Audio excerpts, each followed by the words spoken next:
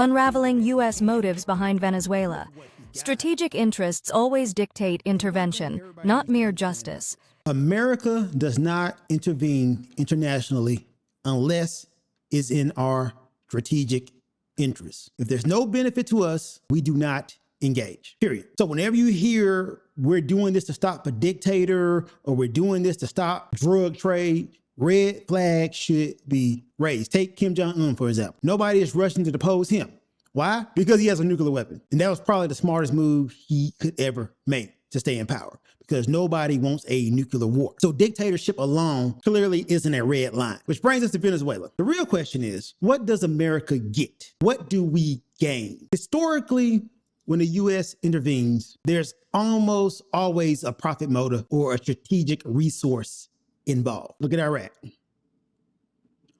What was in our interest there? Of course, oil. Let's not dance around it. That's what it was. We wanted their oil, so we intervened in Iraq. Now we're told the rationale for Venezuela is drugs, a self-defense narco operation. But here's the problem with that story. Cocaine does not come from Venezuela.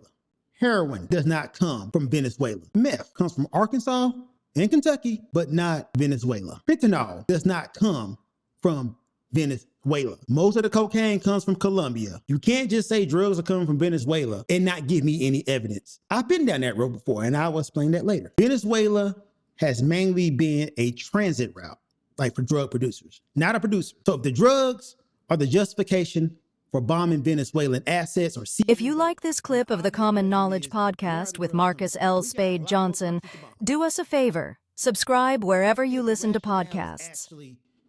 Drugs.